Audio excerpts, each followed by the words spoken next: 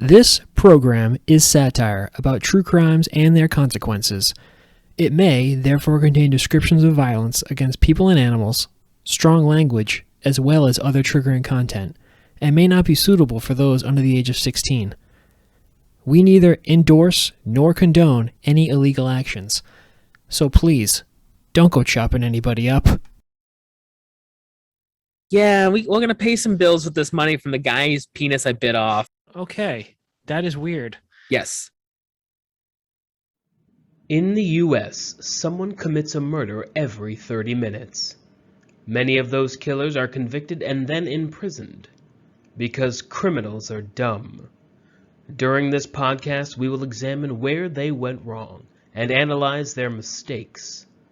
We're not dumb enough to kill, but if we were, we would kill smarter.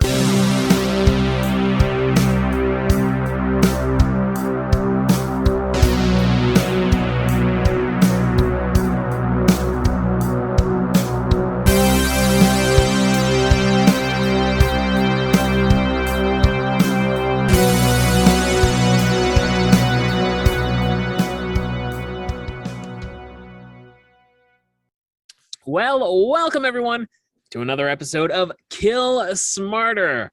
I am one of your hosts, Jay Burns. Joining me, as always, the Dostoevsky to my crime and punishment, Aaron Lydek. It took me a second because I had a different reference in my head. Yeah, well, when I thought of it, and it went out of my head the second I said joining me. I do. I like Dostoevsky. Yeah, I mean, I do like a good Dostoevsky too. how's it going? I'm good. How are you, my friend? Okay. I like starting on a nice positive note like that. Yeah. That's wonderful. I'm not going to lie to you or the Kill Smarter audience. That's true. It's been a rough week, Jay. Oh, dude. I'm right there with you, my friend. Right there with you. I do want to compliment you last night on your awesome set, though. Thank you very much. Thank you. Probably one of the best sets I've ever seen you do, and I was laughing a lot. That's good. Yeah, it was all right. I didn't hate it. No, it's good. We have a fun one today. I don't think I've told you. I think I've told you at one point in time I was researching this person, but I haven't said that we are indeed doing this person. So I'm kind of excited for your reaction to this. Okay. You ready? Have I heard of this person? I've mentioned them. Okay. I have definitely mentioned them to you. Okay. So today, ready. Let's go ahead. Are you gonna? No, I didn't know if you're gonna. How you gonna intro it? I'll intro the regular way. I didn't know if you were gonna say the name. Sound like you were ready to say the name right away. I'll say the name, but I don't think that won't help you at all. Oh, okay. Once I say the first paragraph, then you'd be like, "Oh, now I remember us talking about this." Okay. So this week we're gonna be talking about the Cannibal of Rotenburg, Armin Meiwes. Nope. But I'm excited to learn because that's what I do. I love to learn about these killers. I love I gotta say, yeah. I love the weeks that you pick. And I love the weeks you pick. I love not knowing who it is. I do. I know. I like the surprise of it. It's kind of fun. I like the weeks you pick because it's less work on my end. Yes, and I like the weeks you pick because it's less work on my end. I get it. I don't have to write a 1,500 word, monologue. I know, right? All right, so I'll give you the first paragraph because I'd love to get your reaction after this because I think it's worth the price of admission. So as always, we're going to start with the date of importance. So on March 9th, 2001, two men set up a video camera to record what would be the oddest first date ever. After answering an ad on a website called Cannibal Cafe, 43-year-old Bernd Blondis met Armin Meiwes at his home in Westfield, Germany. This date would end in a bizarre mix of a possible murder, slight necrophilia, definite cannibalism, and Star Trek. Well, I mean, I know when I think of Star Trek, I think of homosexual cannibals. Wait a minute, is this gay? Yeah. Okay, I'm just saying because I know two men, yeah. I mean, I didn't know if it was I didn't know. I've noticed that we've been every serial killer we've talked about has been gay almost. Well, I mean, not every, but I mean, there's been not that there's anything wrong with that. Not that there's anything wrong with that. But I'm just saying. We've been angling in a weird... I mean, even cannibals. This is you and I ourselves have been had a couple of kind of cannibals Yeah. that we've talked about, and that kind of stuff. So it's just, these are the ones that are the most fun Yeah, they really to talk are. about killing smarter. That's what it is. That's what it comes down to. So before we delve into the specifics of this date, let's get into some background on the whole thing. So born on December 1st, 1961, Armin Meiwes described his childhood as a lonely one. After his father left the family when he was 8, Meiwes became very introverted. Meiwes' mother was a dominant, stern part of his life. Her word was law. She would not even be there for comfort to the little boy. Weitrold, that's her name, Weitrold. These names, I'm going to have to write them down. They're German. These are very German names. So yeah. Armin is the guy, and Bernd is the other guy. Those are the only two names you really need to worry about. Bernd is a verb, so it's gonna. Okay. But Brandis is his last name. Was that easier? Okay. All right. Yeah. Like Jonathan Brandis. Okay. Does that help? That helps. Just think of Sequest. That's all you need to do. We got Armin and Brandis. Armin and Brandis, yes. Okay. So Armin's mother, call her, in fact treated Armin like a servant. Armin would actually be forced into the strange world that his mom had created, where Armin would dress in medieval clothes and help his mother decorate their large farmhouse estate in a medieval fashion. Weitrold would often mock and humiliate Armin to the point of tears. Meiwes, in turn, created an imaginary brother named Frankie in whom he could confide. I love how it's like you have all these German names and you go Frankie. Frankie's his friend. I hate everything German. I need to make Frankie. I apologize to our German friends who listen. We have a couple of German people that listen to our podcast. I apologize.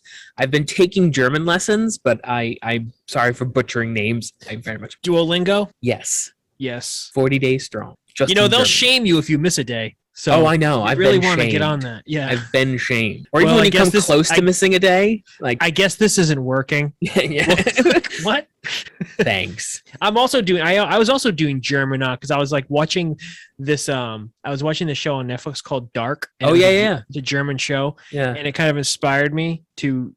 But I was like putting too much time in. I was like, when am I going to do German? I'm going to learn Spanish because. Yeah, I don't know. I get on weird kicks where I'm like, I just want to learn something different. Yeah. Yeah. All right, moving on. So as a young boy, Armin was pleasant and well behaved despite his home life. He often was caught spending his time reading fantasy books and fairy tales. During these formative years, Armin began to obsess over one fairy tale in particular, and that was Hansel and Gretel. During police interviews, Meiwes would explain that this was the root of his cannibalistic desires. As a lonely, misunderstood child, Meiwes would talk to Frankie about fattening up his friends, just as the witch did to Hansel. Armin wanted to eat these friends, the friends he loved, because he wanted them to stay with him forever. Yeah, it's weird. And in 1999, at the age of 38, Armin's mother passed away. 38. There's been two different things I read. She left him the entire family estate, which was a very large, stately mansion. And Armin lived by himself for a little bit of time. And to neighbors, he was a good man. He was often seen mowing the lawn, offering to help with small repairs around their houses, and even occasionally inviting them over for dinner. There was nothing odd in their eyes about Armin.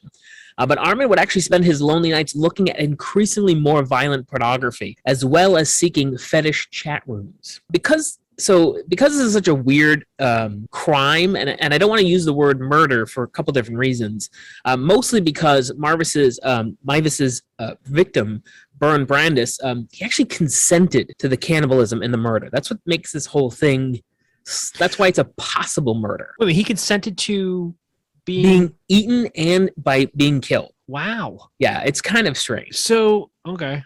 So that's what I love. So that's what the next part is. I think we should talk about Bernd a little bit because he's just as weird and strange as Armin, and I almost feel like he's just as culpable in this. I mean, like suicidal, obviously, because I don't know. Is that suicide if you want to die and you're like, can you murder me and eat me? I mean, yeah, it's passive suicide. It's things like suicide by cop is the same thing. You know what I mean? Passive suicidal tendencies.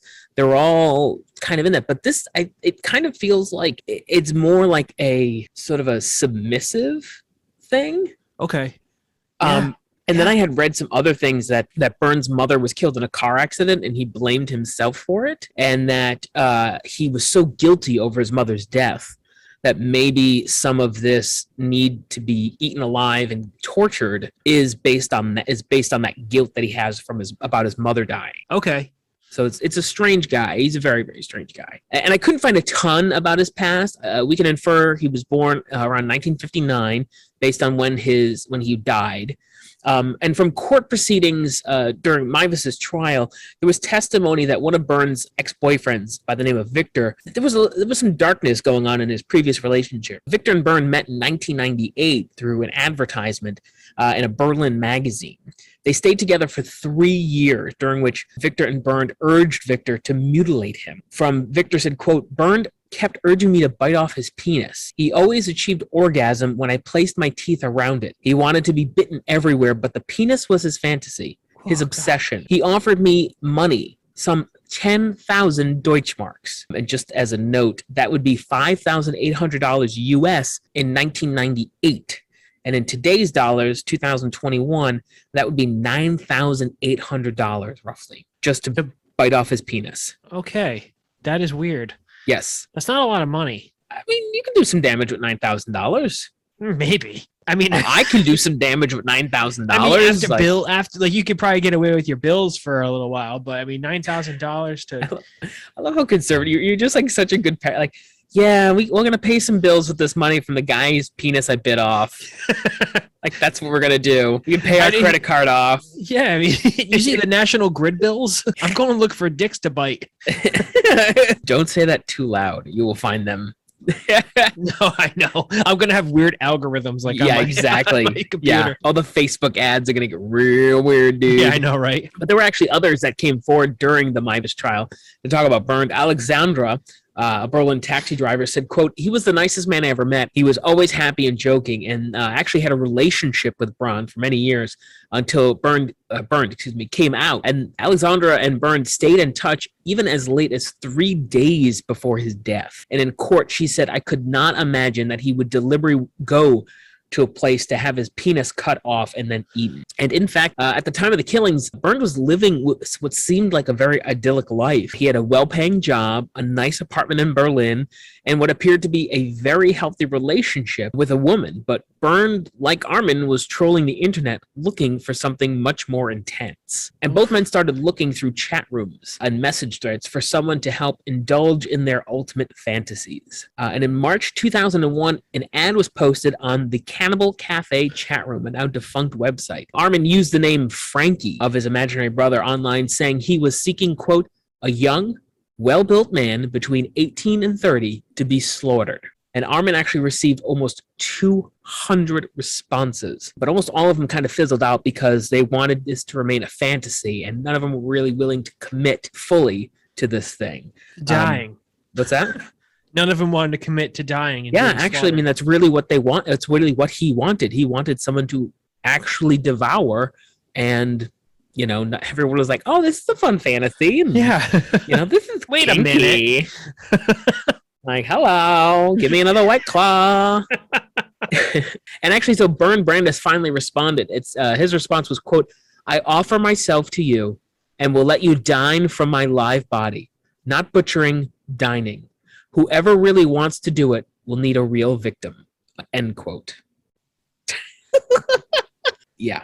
I mean, this is like, so this guy's like Kevorkian meets Dahmer. You know, so it's weird because, like, I don't feel that way. I actually feel very different. I feel like, so Meiwes, from what I had read, was very, Byrne was a willing participant, and there was even kind of, like, when I talk about, like, some of the stuff that happened, Meiwes wasn't as into the pain part of it. You know what I mean? He wasn't out to harm Byrne. He was out to just ingest him, but ingest him nonetheless. It didn't seem malicious, which sounds strange, but that's really what it felt like from when I'm reading about him and interviews that I've read, some of the other things that I've seen about him. He just doesn't, and even today, he's from what I've read, he's like a model prisoner, and, you know. Oh, so this guy's still alive. Yeah, and there's a really weird thing I'll get to at the end. Okay. But, yeah, so the two made a videotape when they met on March 9th, 2001, on Meiwes' home. The video shows Meiwes amputating Brandis's penis with Brandis's agreement. On the video, he amputated it with a what? His mouth? with a knife. So he, from what I understand, he did attempt at first to bite his penis off, but Brandis, I mean, is making me squirm. It's gonna get worse. Jesus. I hope you didn't eat anything weird for dinner tonight. No, fish tacos. Why am I always having fish tacos? Anytime we talk about cannibals, you have fish tacos. Yeah. So next time you have fish tacos, know that it's going to be a cannibal episode. Yes, I will. A homosexual cannibal. A homosexual cannibal, yeah. And so he attempted to chew it off, but he just couldn't get it through. He couldn't bite through the skin, really. Let me ask you a question. What? Yeah. Gives a shit. Go ahead, ask. I would think it would be easier to bite off if it was flaccid. Oh, see, I would think it would be. I don't know. That's a really tough. I don't know. I really don't know. I can see because there's no resistance. It's just. But that's just it. There's no resistance. You know what I mean? Like it's like a slightly deflated balloon. It's harder to pop a slightly deflated balloon. Not that it would pop, but you know what I mean? Like you couldn't break the skin of a slightly deflated balloon as easily as if like it was biting inflated. into a Butterfinger. I don't think that's analogous. I don't think that's the correct analogy. Truly, I think it's like. Well, I think it's like, oh man, how do I think the balloon is the best analogy we can come up with. Like a flaccid balloon. Yeah, so exactly, like a slightly deflated balloon, right? Right. If you have to really try to push a pin in order to pop it, to puncture it. Whereas if it's inflated fully and stretched and taut, you can put a pin in very easily. You know what I mean? So it's but I also see like I think if it was flaccid, it's more like of a chew situation. Yeah, exactly. Jesus. I'm uncomfortable. You're uncomfortable? It's gonna get worse. How could it get worse? Well, so don't mention anything about they sticking things up urethras because oh god. Well, at that point in time, there is a urethra, but it's really hard to get something in. I didn't know if they were doing something before. Go ahead, continue. No. So basically, Brandis, he agreed to this on film. On film, they have him on film saying, "I want you to cut my penis off." So he attempted to bite it. He ended up cutting it off, and then the two men attempted to eat the raw penis. But before doing so, Brandis had taken about 20 sleeping pills and a bottle of cough syrup, and this was causing effect to really make him tired and slow down his breathing quite a bit. Now, Brandis initially insisted that Meiwes attempted to bite off his penis. This did not work, and ultimately, Meiwes used a knife to remove it. Now, Brandis apparently tried to eat some of his own raw penis, but could not because it was too tough and, as Meiwes put it, chewy. Meiwes. So what did Meiwes do? What? Meiwes then fried the penis in a pan with some salt, pepper, wine, and garlic. Oh my god! It could sound delicious. I've never had. I've never had penis either, so I don't know. I would think they would taste just like any other part of the body, which is supposedly tastes like chicken and garlic, and I don't know. I don't think so. I think it's a different tissue. You think a dick would taste different? I think it's a different tissue. That's true. You know what I mean? So it's not like a muscle. I mean, it's muscle, but it's a different type of muscle. Okay. I don't know. I've never had penis, so I don't know. Any doctors want to tell us? Be happy to.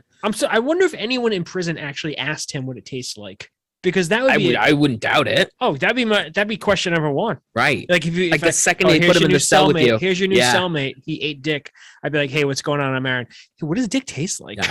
I know, right? How chewy are we talking? I'd be sleeping against the wall if I was my roommate. And so he cooked it with salt, pepper, wine, and garlic, and he actually tried to fry it in some of Brandis's own fat. All these fucking serial killers we talk about are actually all masters in the culinary arts. They have to be, kind of. You know what I mean? They have to be somewhat good at that. Well, the cannibals at least. But what ended up happening was the fat actually made the penis. It burnt the penis, so they couldn't actually eat any of the cooked penis at all. So he tried to spotted dick, which is a delicious dessert, by the way. If you've never had spotted dick before, it's quite enjoyable. He actually then chopped the penis up into chunks and fed it to his dog. How big were chunks? How big was it? This guy hung. No, I think it was but it was burnt at this point in time, so he just chopped it and he fed it to his dog, or at least he tried to. And according to court officials who saw the video, Brandis may already have been too weakened from blood loss eat any of this burnt penis either. And I also, because I'm morbid and weird, tried to look for this video online. It's never been made public. It's never been released in any way, shape, or form. So Okay. you can't go out on the dark web and find it, guys. Talk about hot wieners. Oh, zing! And nobody knows what hot wieners are, except for people in Rhode Exactly. Island. You don't know what they are. That's true. Lips and assholes, according to Dan Aykroyd in The Great Outdoors. But anyway, I haven't watched that forever. But no, hot dogs are delicious. They're not bad. they are. I mean, They're not hooves and asshole. There's probably. I don't even think there's any food I don't like. Truthfully, when I think about it. Yeah, I'm very much a. I hate the word foodie, but yeah. Yeah. I'll try anything twice. Yeah. So after the penis incident, Meiwes actually ran Brandis a bath in order to actually relax Brandis and to sort of exsanguinate him just a little bit to death, basically. And while Brandis was in the bathtub, while Brandis was in the bathtub, he was checking on him every 50 minutes while he was just sort of bleeding out.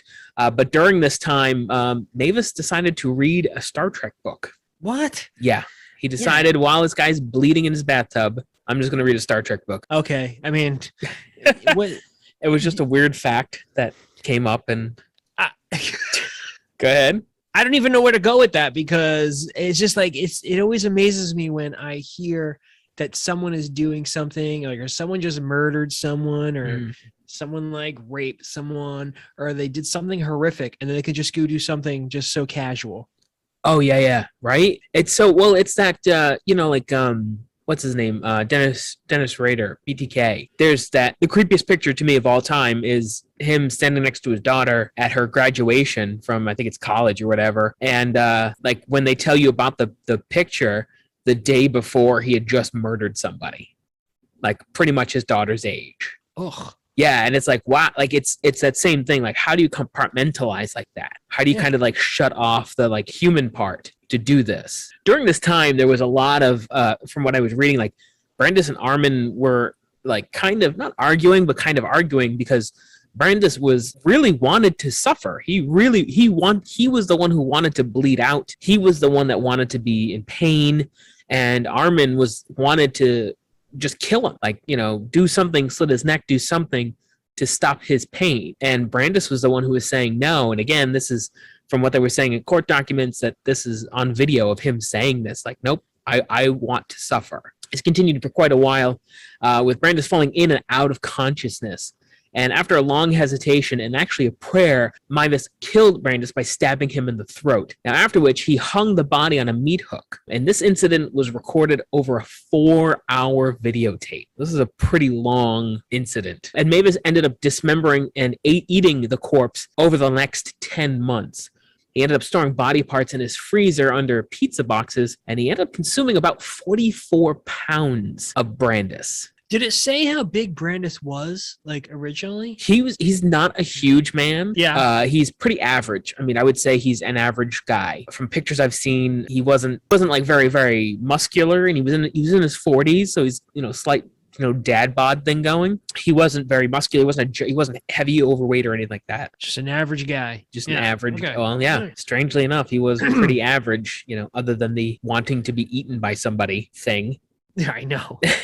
And so Meiwes was actually arrested in 2002 when a college student alerted authorities to new advertisements that Meiwes was making for victims online. Investigators searched his home and they found the body parts and the videotape of the killing. Now, here's where I think it gets kind of fascinating. So on January 30th... It gets fascinating? I mean, it's legally it gets fascinating, at least to me. On January 30th, 2004, Meiwes was convicted of manslaughter. He was sentenced to 8 years and 6 months in prison. The slaughter of a man. Well, I mean, literally. Technically, it's not. Yeah, but technically, it's not murder. Because the guy consented. The man was consenting, and it's on video. Yeah, you can't argue. Yeah. So it's this weird sort of gray area that came up in the middle of the court case. Is this murder or is this manslaughter? Because it's involuntary. Is if it was with malicious intent, it's murder. But there's no malicious intent here. These were two willing participants in an act, a violent sex act, but an act of voluntary one. From both parties. Ay, ay, ay. So it's really strange. And when speaking to German newspapers, Meiwes admitted cannibalizing Brandis and expressed actually regret for his actions. One of the things they had read was that he was very obsessed with like very young blonde boys. You know, when he was older, it was older men like in their 30s, but you know, Sure. 20s, 30s. But it was that sort of ideal blonde, beautiful surfer guy look that Armin was really looking to eat, devour. That's a very German look too. Yeah, I mean, yes. And Brand is not. Brand is slightly balding and brown hair and you know nerdish face. Yeah. So like he doesn't fit into that ideal. So and actually there was one of the things I had read was that there was when Meiwes first got off the Meiwes first picked up Brandis from the train station. They kind of met up once, and then what ended up happening was they kind of got into an argument because Meiwes was like, "Oh, you don't look like I thought you were." And so they kind of got an argument. They drifted away, and then they got like the next day they kind of talked to each other because they realized this was it. You're the only one that's gonna fulfill my fantasy. I'm the only one that's gonna fulfill your fantasy. This is it. No one else is doing this shit. And he added that he actually wanted to write a biography with the aim of deterring anyone from following in his footsteps. And websites dedicated to Meiwes started appearing after his 2002 arrest, with people advertising for willing victims they should go for treatment so it doesn't escalate like it did with me, said Meiwes. Now, while in prison, Meiwes actually became a vegetarian, and he actually believes there's over 800 cannibals in Germany alone. Say that again? So Meiwes believes there's 800 cannibals in Germany. So his thought process is the other people that were on this internet chat site and other internet chat sites like that were coming up, and like he's like, oh, there has to be this many because these are all the interactions I had. I mean, he had over 200 responses to his request. Yeah. So I mean, there's got to be people out there who are feeling the same way. Yeah, absolutely. You know? Now, here's where it gets kind of super interesting. In April of 2005, a German court ordered a retrial after prosecutors appealed Meiwes' sentence, arguing that he should have been convicted for murder because he killed for sexual gratification, a motive proved by his having videotaped the crime. Now, the court ruled that the original trial had ignored the significance of the video in disproving the argument that Meiwes only killed because he had been asked to kill and was not getting anything else out of it himself. So he was retried, and at his retrial, a psychologist said that Meiwes could reoffend, and as he, quote, still had fantasies about devouring the flesh of young people. But on May 10th, 2006, a court in Frankfurt convicted Meiwes of murder and sentenced him to life imprisonment. He is currently, as of today, so the last article I read about him was from May of this year or March of this year, and basically it was like he's still in prison and he has become such a model vegan prisoner that they basically put a beard and a hat on him with two armed guards, like hidden armed guards, and they walk around. They take him to this little village outside of where his prison is so he can walk around the village. So they let him just walk around this town with two guards with guns, who have guns holstered, but nobody really knows it because he's such a nice guy. And that's his exercise. He walks around this town and nobody in the town knows it because he wears a beard and he's disguised slightly.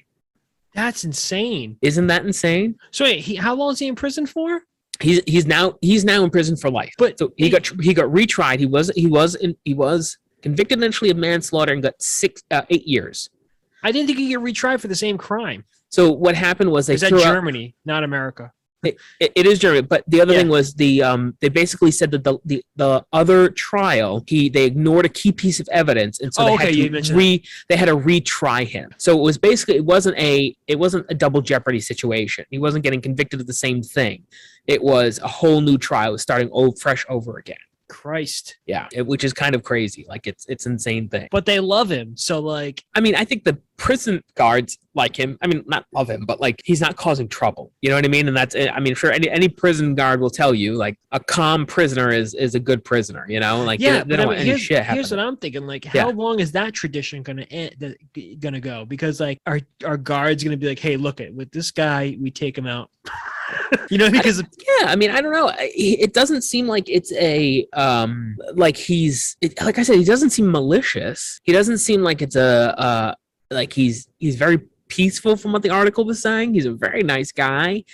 He's become a complete vegan. He won't eat any animals or any animal byproducts anymore. So he only killed one guy. He did. Only one guy. Yeah, so, I mean, I hate to say it, but he's kind of a saint compared to the other people we've been talking about. Well, yeah, I mean, I'm not trying to compare him against serial killers. I mean, this is just a strange murder. Oh, yeah. You know what I mean? Like, you know, we're just talking about how he should have killed smarter. You know, it's a strange, and like I said, to me, it's a strange case because the idea of the victim is not completely a victim. You know, the victim wanted this. So it's a strange place now, you know? Yeah, like you said, there's no malicious intent. Nope. He asked for it. The person came to him, and they did it. Not just that, but it almost like again, some of the stuff I was reading about. Brandis was the one pushing. You know, Brandis was the one who was like, "You need to bite off my penis. I'm not going to let you cut it up. You bite it." And only after he proved he couldn't bite it off, that's when he cut it off. And then Brandis was the one who wanted to bleed in the bathtub, and it was after hours of him draining blood that finally Meiwes was like, "Nope, I'm going to kill you now because you're suffering way too much." It's a really weird, like, these are two weird guys,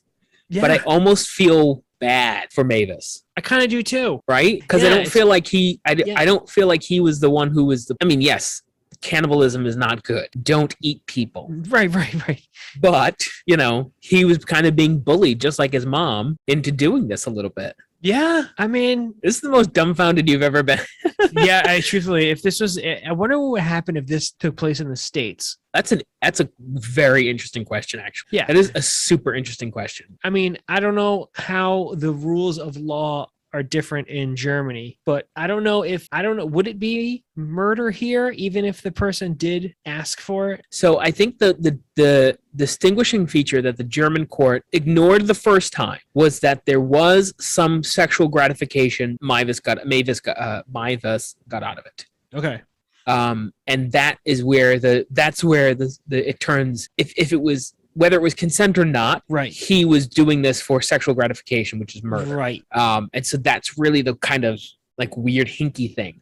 But I think our courts would be the same way. At least, I mean, that's from what I understand of the law, which is not much. I mean, who knows if like things like, this was only one murder. I wonder if there are things like this that happen in the States without too much publicity. I'm sure there is. I have zero doubts. Yeah, I don't doubt that there is. I know that this has happened before.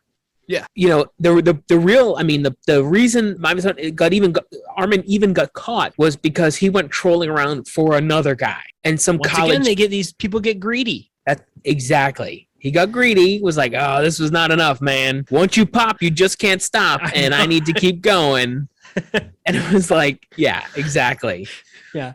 And that's how he got popped. Was he got some college kid was like, "Hey, this dude's looking for people to eat. Go stop him." I mean, I guess there's no police monitoring of websites and stuff. I feel like that there are, but I mean, Cannibal. Of course there are, but Cannibal Cafe, whatever the hell it's called. But here's the what is the difference between a fantasy and someone who's living out the fantasy? True. Yeah, you don't know who. Yeah, exactly. You know, I mean, that's why he had 200 responses that he completely ignored. Was because it was people who just wanted to have it remain a fantasy. Right. They weren't actually interested in being devoured, but they did want the thought of being devoured. Meiwes or Meiwel.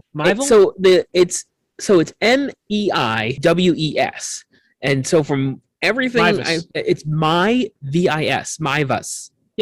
Yeah. Armin Meiwes. I don't know why because of the M-E, I want to say Meiwes or Meiwes, but it's Meiwes. It's M-E-I, you say? Meiwes. Well, mine, like in German, is M-E-I, is like the my, so it's Meiwes, yeah. Yeah, it's Meiwes, yeah. And the W usually is a V sound. What an odd character. He is an odd character. I mean, he really, and he doesn't look like you would expect either. He looks like a Kelsey Grammer stunt double. Like, that's kind of the best descriptor I can come up with. Wow, okay. Like, if Kelsey Grammer were German, that's exactly what he looks like. Kelsey Grammer kind of looks like a serial killer. Yeah, I mean, yeah. So I mean, so that fits. This guy's not a serial killer. That floats. Yeah, that works out perfectly. Because he only had the one murder. That wasn't even a murder. That was a manslaughter. I mean, I don't think this guy deserved life. Truthfully, I don't think he did. I mean, he did. He did murder. You think he somebody. deserved life? Life? I don't know. He didn't murder. It was manslaughter. It was tried in a court of law. But then, he got a fair trial. But then was retried. No, but that's just that he didn't get a fair trial. Not all the evidence was presented correctly. And so he was retried, and it was murder he was convicted of. That's why he has life imprisonment now, because it went from manslaughter to murder. Because he got sexual gratification out of it. Correct. But it's still he was coerced. I mean, he did want it too. I'm sorry I'm playing devil's advocate so hard over this, but I don't care. It's this weird dichotomy of like, he actually did commit a crime. 100% committed a crime.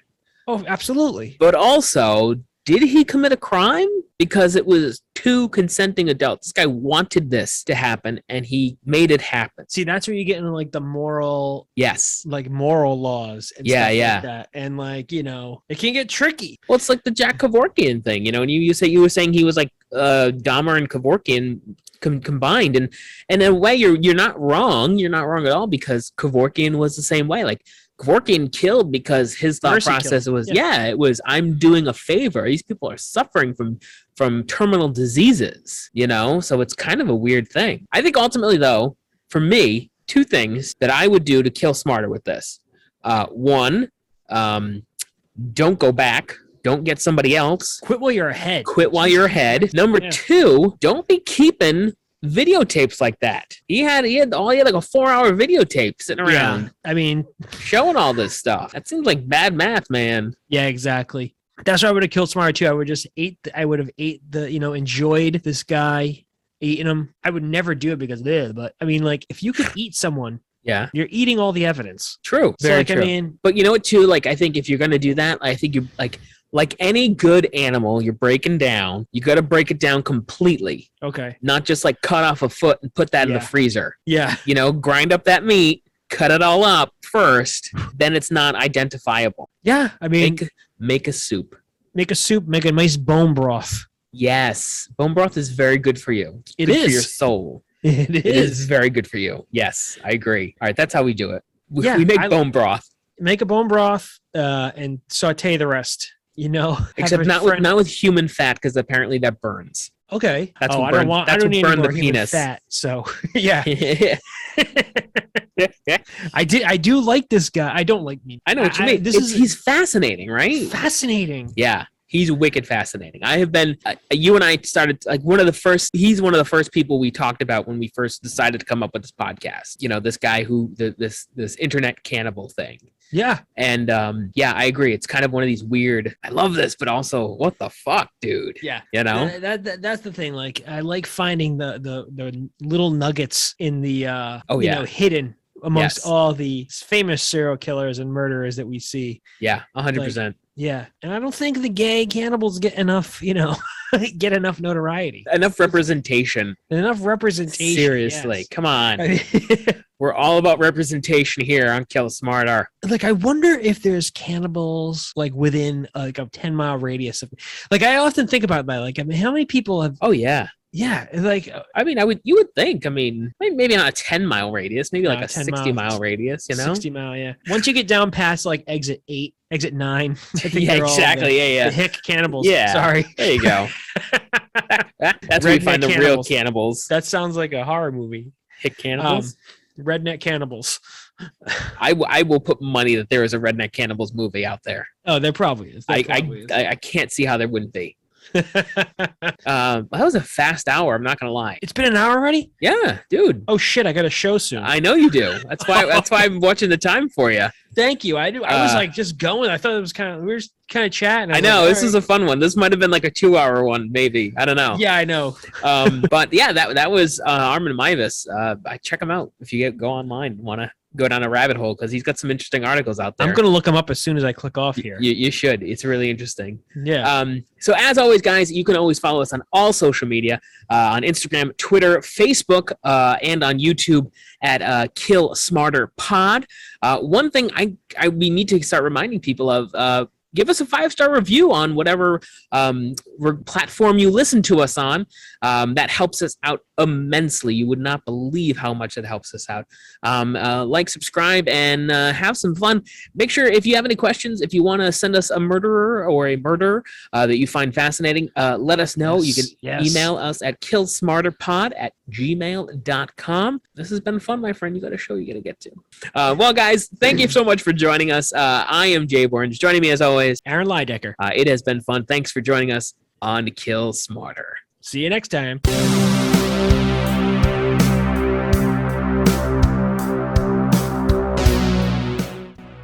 If you are a victim of a crime and need help, or you would like to donate to those in need, please contact the National Center for Victims of Crime by visiting www.victimsofcrime.org.